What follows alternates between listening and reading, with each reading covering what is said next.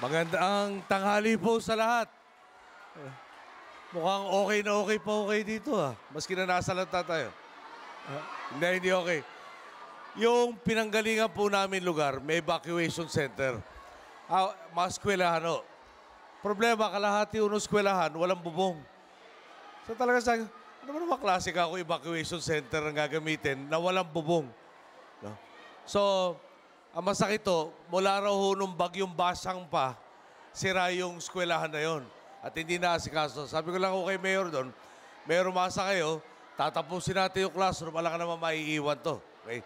Pero dito po sa Rizal, sa pangunguna po ni Governor Linares, medyo panatagal loob ko na talaga maayos kausap to at may nangyayari talaga sa lahat ng pagkakataon. Sa pagtutulungan ni Mayor Hernandez. Kanina nakalipat tayo ng helicopter, nakita natin yung paligid. Meron lang ako nakita na mga nakatayong bahay, halos nasa ilog na. Okay? Ngayon, mag-uusap po kami. Meron akong planong tinapos ang DPWH. Ano ba gagawin natin dito sa baha? Okay? Malaki kakailanganin na pera at malawak po. Yung dike na pinaplano para ma-proteksyonan, yung lalo sa Laguna Lake na paligid ng mga komunidad, ang haba po nito halos 100 kilometro. Okay? Malawak ko yung lawa Yeah? Malawak yung lawa, malawak yung proteksyon, hindi ura-urada magagawa yung halos 100 kilometro. Pero bawat parte yung magagawa niyan, maiibsan na yung bahang natatamasa natin mga kababayan. Ngayon ang pakiusap ko, di ba yung buong paligid po natin dito, bundok. Yeah? Siyempre yung tubig galing sa bundok, wala na pong puno yung bundok. Pag buwababa yung tubig, kasama na putik. Yung putik pupunta sa ilog. Yung putik may iwan doon sa ilog. So bababaw yung ilog. So mas madaling umapaw. Ngayon may pinag-uusapan kasi tawag lang normal channel. Ito yung talagang daluyan ng tubig. Pag normal, yung buhos. Pag lumampas, meron sila tinatawag na high water mark or high channel mark. Kailangan po, wala nakatirik na bahay doon. Dahil pag umapaw na dito sa normal na channel, aapaw yun, pupunta doon sa high channel. So, kailangan para maproteksyonan yung tao, walang titirik ng bahay, doon po, kung saan nandun yung ilog. Dahil garantisado, puro bundok. Tayo po'y may valley. Saan pupunta yung tubig? Alam ka naman may iwan sa taas, di ba? May ipon dito sa baba. Kailangan siguraduhin natin makalabas, na maayos yung tubig para hindi lumawak yung baha. Okay? So, anyway, nagpunta po ako dito. Una-una, siyempre, taga-Rizal rin naman po kami. Alam po nyo yan.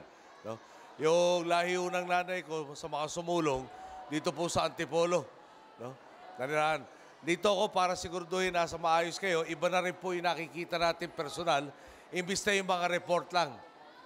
Sa umasa ho kayo, yun, palagay ko naman nakita naman po nyo yung gobyerno ngayon, hindi kasing nagkulang, nung panahon ng Undoy. Pero malakihan ang kailangan natin gawin para tuluyan ng mawala yung pagbaha. At siyempre, bago makompleto yan, siyempre, face by face, di ba? Hindi naman pwedeng maitayo minsanan yung 100 kilometro pinag-uusapan na diking yan. So, pag-unawa po, pakisama, pagtutulungan, yan po ang susi. Para darating ang panahon, hindi na tayo kinakabahan pag dumarating yung malakas na ulan. Okay. Masakit nga nito, alam naman nyo, minana ko mga plano. Yung isa yung i-dredge yung Laguna Lake. Di ba? Ang pasakit, yung Burak kasi mga 4 na milyong cubic meters kada taon ang naisasama doon sa lawa. So, tatanggalin raw lahat 12 million cubic meters. Tinanong ko ngayon, saan nyo dadalhin? Kukunin sa isang parte ng Laguna Lake, itatapon rin sa loob ng Laguna Lake. Ang gagastusin po natin noon, 18.7 billion pesos. Ano ang silbi noon? Wala. Naglaro lang tayo ng putik, di ba? Meron kayong batsa. May lupang nando sa loob ng batsa, nilagyan nyo ng tubig.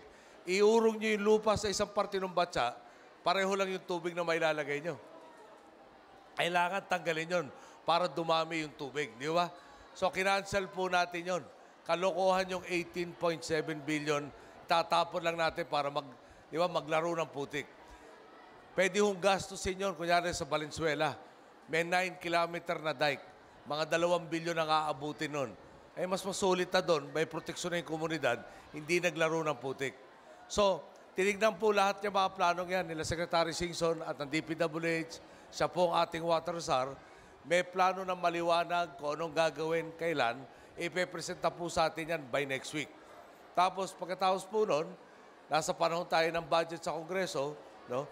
Nandito nga si Sani Anggaran tutulong sa atin, no? Makumbinsi ang kanyang mga kasamahan, pondohan itong mga project na to, tapos tumatakbo na yung metro kung kailangan, maaasahan na natin, no, na may proteksyon tayo talaga kada tagulan.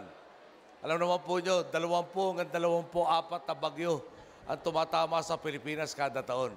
Hindi pwedeng alsa tsamba. Kailangan gagamit tayo ng siyensya, kailangan pinag-isipan yung plano, kailangan maayos yung plano para mawala na yung agam-agam natin mga kababayan. Okay? Yung po asahan nyo, at next week ako, may pe-present na yung kabuuang plano sa lahat ng baha.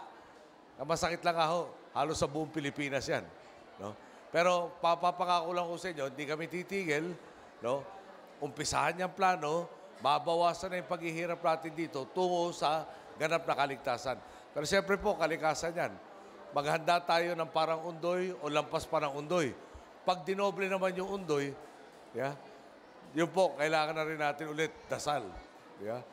Pero pag tutulungan po natin to, bakit di natin masosolve? So, pakiusap ko lang ako, no?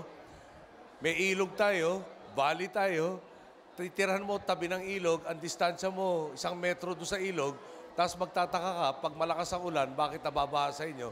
Medyo may maliho siguro doon. Yeah? Kailangan, no, wag na tayong maglalagay sa sarili natin sa panganib. Yung po ang pagtutulungan natin dapat mangyari. Okay po? So, pupunta pa ho kaming Kainta. Pupunta rin ho sa Pasay. Papasalamatan natin. Nag-impake ho lahat ito. Medyo, ang dami hong volunteer. No? Yung bang... Marami pong tumutulong. Marami pong... Hindi ba lahat na tinutulong? Yung pera po nila, yung kanilang relief goods, pati yung oras, yung pagod. Hindi ho nababawasan na mga nag-i-impake si Secretary Suliman. Yun naman po kinaganda natin mga Pilipino. Hindi mo kakilala, kapwa mo Pilipino, oras ng peligro. No? Hindi na tatawagin, nagkukusa. Talaga naman talaga nakakagalak, no? Na maging Pilipino sa mga panahong to. May trahedya tayo, pero pag pinagtulong-tulungan natin, kakayanin po natin ulit to. So ulit po, no? Siyempre, si Governor Inares, si Mayor Hernandez, mag-uusap tayo pag nagkaroon ng plano. Baka may lugar na mapanganib na, makikiusap sila. Likasin na natin yung garantisado magkakatrahedya. Huwag na natin sana pahirapan yung buhay po nila. No? Pag nagkasundo-sundo tayo dito, mabilis natin maayos yung solusyon or makukuha yung solusyon. So ulit po, magandang tanghali sa lahat. Masa po kayo. Di tayo titigil.